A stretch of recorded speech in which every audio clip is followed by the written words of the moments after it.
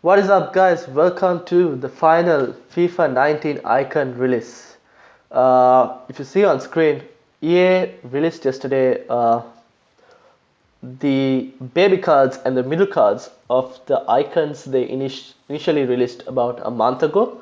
So if you'll have a look, you get the 89 Cruyff and 91 centre forward Cruyff as well. You have the 90 rated Rivaldo and the 87 rated Rivaldo. The 90 rated Rivaldo and 87 all both central positions, which is pretty good. That 91 rated Cruyff is also really good. Then we get Steven Gerrard, an 89 rated central mid and an 86 rated CDM as well. The 89 rated card also really good. He has a +3 pace over his 91 card, which given the release of the top 100 ratings from 100 to 81, looking at how the pace has gone for those players, I can see a lot of people trying to get the most out of players who have really high pace. Following up, we have the 89 center forward Eusebio and the 91 center forward Eusebio. Also really top cards there. If you see, we have Roberto Baggio, 91 cam and an 89 center forward. Raul, who has also got an 88 center forward and an 86 center forward. The 86 not that great because of the lack of pace. But Roberto Baggio, his 91 cam is really good. Then we have Frank Lampard with an 86 central mid and the 88 central mid. Both not that great. His 90 obviously being the best, but it's not that great of a card. Then we have Claude Makelele with an 85 rated right mid and an 87 rated CDM. His right mid is actually, you could, at the start of the game, he might be really good because of that high pace. People might put a shadow on him and try and get that defense up a bit more and play him more centrally. So it'll be interesting to see what his 85 will be like in game. The 87 is also a pretty good card. Then finally we have Fabio Cannavaro with an 87 center back and an 89 center back. It'll be interesting to see what the difference is in the in-game stats between the 81 physicality and the 85 physicality. If there isn't much of a difference in terms of strength or even the jumping attributes, you could see maybe people using the 87 rated Cannavaro. But if there's a massive difference, he may be jumping because he's 5'9" or something. People might tend to go eventually then for the 92. Alright, let's move on. Up next, we have Emilio Butragueño. Sorry if I mispronounced that. He has a 92 striker and a 90 striker middle card and an 87 baby card. The 92 striker with 94 pace, 90 shooting, 80 passing, 92 dribbling, and 68 physicality. That's a really good card right there. The three cards are really good, so he's another potential player that people will be using a lot. Up next, former United captain and legend Roy Keane. 72 pace, 85 passing, 81 dribbling, 87 defense, and 89 physicality. Not the best of cards. People would still end up using Vera when I'll be hoping to use Vera. It's an okay card, but not a great card. Next up, we have Nedved with an 91 rated left mid card, 85 pace, 88 shooting, 90 passing, 90 dribbling, 60 defense, and 80 physicality. That is a pretty good card. He might be useful until before the TOTS get released, maybe.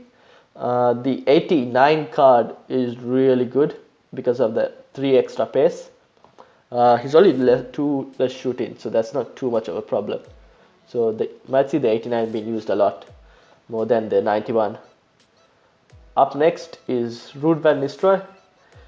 He has a 92 rated striker card with 86 pace, 91 shooting, 74 passing, 85 dribbling, and 82 physicality.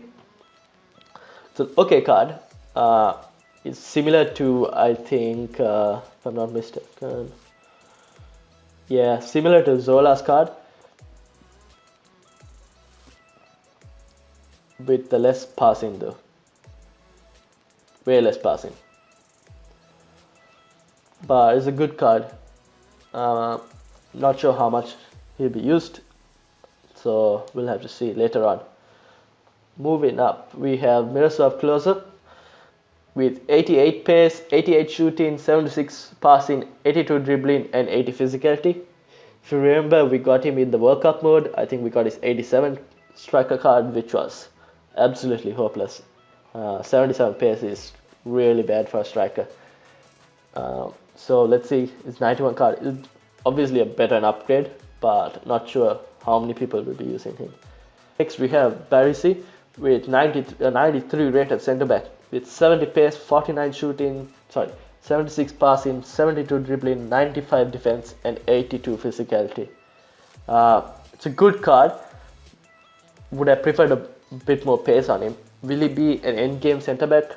I don't think so, because I think people will be still using Maldini and Rio Ferdinand if they wanted, or even another team of the season centre back at the end of the game.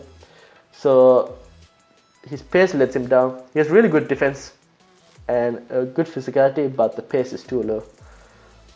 Up next we have Fernando Hierro with a 91 centre back, 73 pace, 76 passing, 93 defense, and 87 physicality.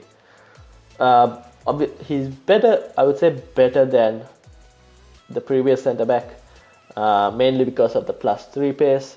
How much will he be used?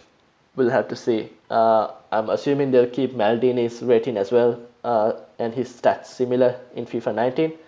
So depends on whether he does really well in game, will make a difference.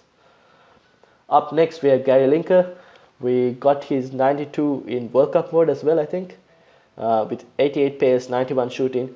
So he was a pretty good card in the World Cup mode. Not the best, but it was pretty good. So it'll be interesting. He might not be used that much, but it's a good card. His 89 striker card is also really good, with 89 pace and 90 shooting. Not much of a difference between the 92 and the 89. So people might just stick to the 89 if they're going to use, and they might not be willing to spend the extra coins, I think. Up next we have Bobby Moore with a 92 rated centre back, 68 pace, 93 defense, and 85 physicality.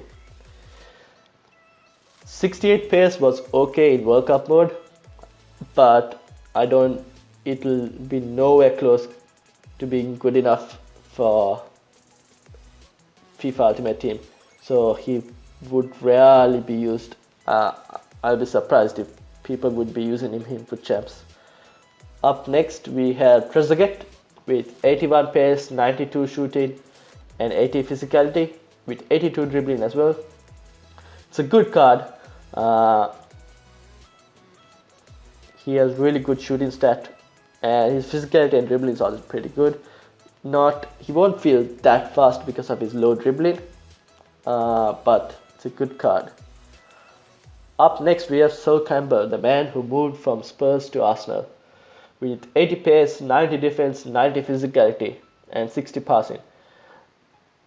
For a centre back to have 80 pace or anything above, that is just plus. It's just a bonus, especially given how much pace was a factor in FIFA 18. Having a centre back like this will be very helpful. He looks similar to Rio Ferdinand as well, the card wise. So we could see a lot of him being used in FIFA 19. Again, I would like to see what's the difference in the in-game stats between the three cards, because the 87 and 85 obviously have more pace. So it'll be interesting to see what's the massive difference between the three cards in their in-game stats. Up next we have Nakata. We got his World Cup card as well. It was okay, not that great.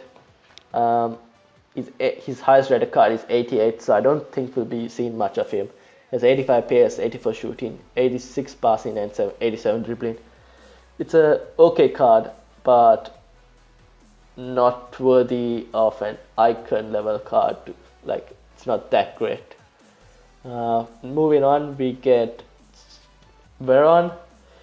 He has a 90 rated central mid with 76 pace, 85 shooting, 90 passing, 85 dribbling, 77 defense, and 85 physicality. That is a pretty good card.